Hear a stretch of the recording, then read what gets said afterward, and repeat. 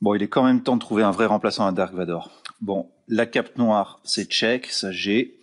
La respiration d'asthmatique, ça c'est bon. J'ai la force. Ah oui, il me faut la force. Bon, faut que je trouve la force. Je vous laisse, je vais chercher la force et je reviens. Eh, c'est bon, j'ai trouvé la force. Bon, maintenant pour éclater Skywalker, il me faut un sabre laser qui claque et le bruitage. Bon, le bruitage, c'est bon. Le sabre laser qui... Non, il claque pas celui-là. Et puis, ouais, ça découpe que dalle. Comment tu veux que je mette une cacahuète à Skywalker avec ça? C'est pas possible. Bon, il va falloir que j'essaie de me trouver un laser ou que je me le fabrique. Déjà, on va essayer de comprendre comment ça marche. Allez, à tout de suite. Bon, on va déjà essayer de comprendre ensemble la différence qu'il y a entre l'émission d'un photon de manière stimulée et l'émission d'un photon de manière spontanée. Donc dans l'application qui est présente ici, on a un élément voilà, qui est susceptible d'absorber de l'énergie sous forme de photons. Voilà, donc là on a une lampe qui fournit de l'énergie. Alors tu as certainement vu par le passé que un élément avait des niveaux énergétiques, voilà, que cette énergie était quantifiée et qui n'était capable d'absorber que certaines radiations, correspondait à la différence d'énergie qu'il y a entre l'état numéro 2 et l'état numéro 1 par exemple. Donc si je change la longueur d'onde des radiations de la lampe ici, il ne sera pas susceptible d'absorber les photons. Alors sur la petite animation qui est présente, lorsque l'élément est cerclé de rouge, ça veut dire qu'il a absorbé l'énergie du photon incident. C'est le cas là par exemple. Il a été cerclé de rouge pendant un bref instant, puis ce cercle de rouge a disparu. Alors il a disparu au moment où cet élément a réémis le photon. C'est-à-dire que l'énergie qu'il est capable d'absorber, il est également capable de la réémettre sous la forme d'un photon qui a la même énergie que le photon incident. Donc là, sur le diagramme énergétique, lorsque l'élément récupère de l'énergie, il va passer dans son état énergétique numéro 2, puis va restituer cette énergie sous forme de photon en retournant sur son état énergétique numéro 1. Alors on peut constater sur cette animation que lorsque l'élément retourne sur son état énergétique numéro 1, il émet un photon, mais ce photon-là n'a pas une direction privilégiée. Là, tu vois, celui-ci il est descendu vers le bas, et le prochain n'ira pas nécessairement vers le bas. J'espère que la petite animation ne va pas me faire mentir. Ce qui serait bien, c'est qu'il en absorbe quand même un.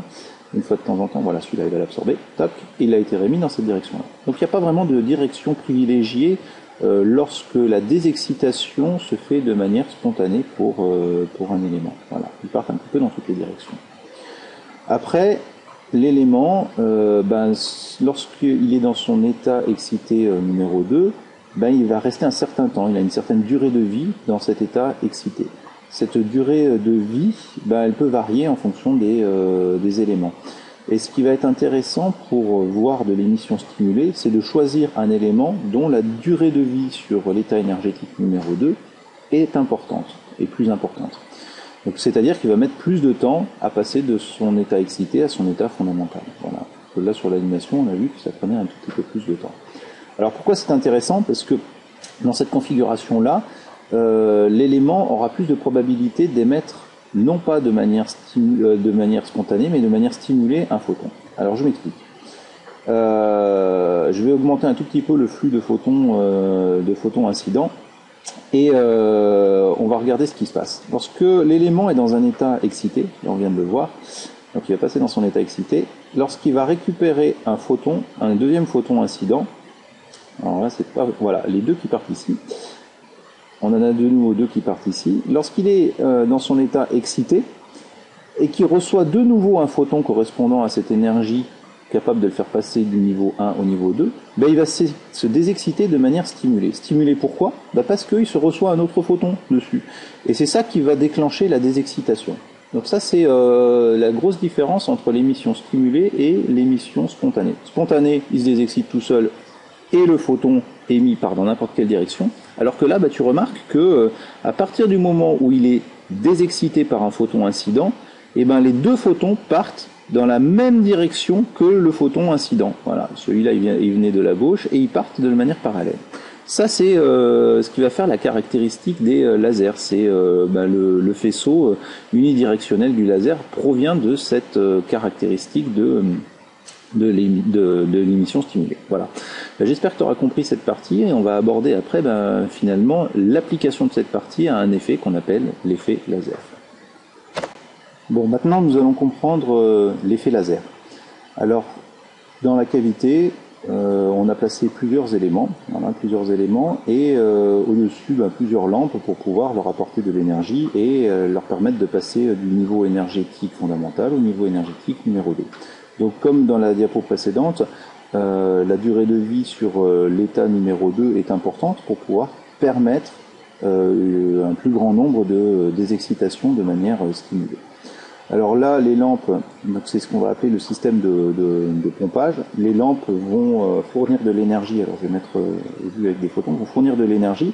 Si cette énergie ne correspond pas à la différence énergétique entre l'état 2 et l'état 1, les éléments n'absorbent pas. Donc là, la petite application permet de modifier la longueur d'onde des radiations émises. Et là, on se retrouve avec donc les éléments qui passent dans leur état excité numéro 2 et qui se désexcitent. Alors, ils se désexcitent certes de manière spontanée, mais aussi de manière stimulée. On voit parfois apparaître des petits paquets de 2 photons qui ont une direction et un sens de déplacement qui sont identiques. C'est pas pour autant qu'on a l'effet laser. Alors, on va activer les miroirs des deux côtés du laser. Ce que l'on attend, c'est qu'il y ait une désexcitation de manière spontanée qui soit perpendiculaire à la surface de ces miroirs. Et les photons, en faisant l'aller-retour, vont pouvoir désexciter de manière stimulée les différents éléments, et puis on s'attendrait à une augmentation du nombre de photons qui vont faire l'aller-retour dans la cavité optique. C'est pas le cas. Et pour obtenir cet effet laser, on va choisir des éléments qui ont un 3e niveau énergétique. On appelle ça un niveau énergétique métastable. Donc je vais passer à un 3e niveau énergétique. Et ce 3e niveau énergétique va permettre quelque chose que l'on appelle l'inversion de population. Ici, la petite animation montre la quantité d'éléments qui sont présents sur l'état énergétique numéro 1 et la quantité d'éléments qui sont présents sur l'état énergétique numéro 2. Ce que l'on aimerait, c'est que de manière plus probable, il y ait beaucoup d'éléments sur l'état énergétique numéro 2, ce qui permettrait une désexcitation de manière stimulée. Alors, évidemment, pour amener ces éléments sur l'état énergétique numéro 3, il faut changer la longueur d'onde de l'excitation, de la source de pompage. Donc, je vais descendre en longueur d'onde, donc l'énergie va augmenter. Je te rappelle que plus la longueur d'onde est faible, plus l'énergie transportée par le photon est importante. Ça se calcule avec la formule E égale hc sur lambda, h la constante de Planck, c la célérité de la lumière, lambda la longueur d'onde. Dans le violet, on est aux alentours de 400 nanomètres. Donc si on diminue la longueur d'onde, on augmente l'énergie transportée par chacun des photons. Alors là, on commence à voir des photons qui font l'aller-retour. Et qui, par effet boule de neige, on va dire, vont désexciter de manière stimulée les éléments qui sont à l'intérieur.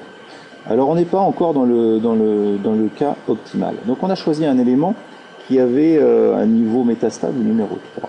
Alors la transition de l'étape 3 de l'état 3 à l'état 2 n'est pas forcément une transition radiative, c'est-à-dire qu'on ne va pas forcément émettre de la lumière. Ça peut être de l'excitation entre les éléments, leur énergie cinétique va augmenter et ça va souvent se traduire par un échauffement de la cavité laser, mais c'est pas forcément un processus radiatif.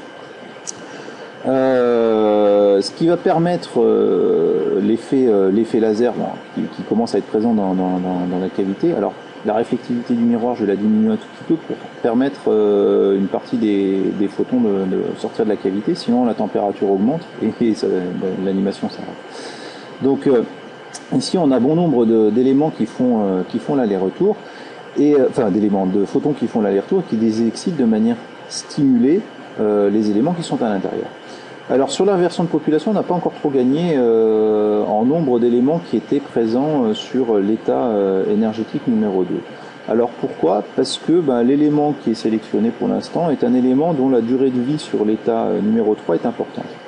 Ce qui serait intéressant de chercher pour avoir cet effet laser, c'est de trouver un élément à placer dans cette cavité laser qui aurait un état métastable numéro 3 dont la durée de vie est relativement courte. Alors, faut bien être au clair là-dessus, hein. C'est pas un curseur que l'on règle sur les éléments, hein. On peut pas changer leur durée de vie comme ça. On est obligé de changer d'élément et de choisir un élément dans la cavité laser qui va permettre cette transition rapide entre l'état énergétique 3 et l'état énergétique 2. Donc là, sur la petite animation, je diminue le curseur, mais on est bien d'accord que ce n'est pas quelque chose qui est faisable dans la vie normale. On ne règle pas ça sur un élément. Voilà, ça dépend vraiment de la nature de l'élément. Là, c'est la condition optimale pour pouvoir avoir cet effet laser. Donc la réflectivité, je vais la monter encore un tout petit peu. Sur le laser hélium-néon que j'ai présenté en début de vidéo là avec la petite vanne sur Dark Vador, c'est un laser hélium-néon. Voilà, on a un mélange d'hélium et de néon à l'intérieur de la cavité qui reçoit de l'énergie par pompage optique. Donc là, j'augmente un tout petit peu le flux qui peut passer à travers le miroir pour éviter qu'il y ait trop d'échauffement à l'intérieur de la cavité. Voilà. Donc c'est ça l'effet laser, c'est placer des éléments sur un état excité et les désexciter de manière stimulée.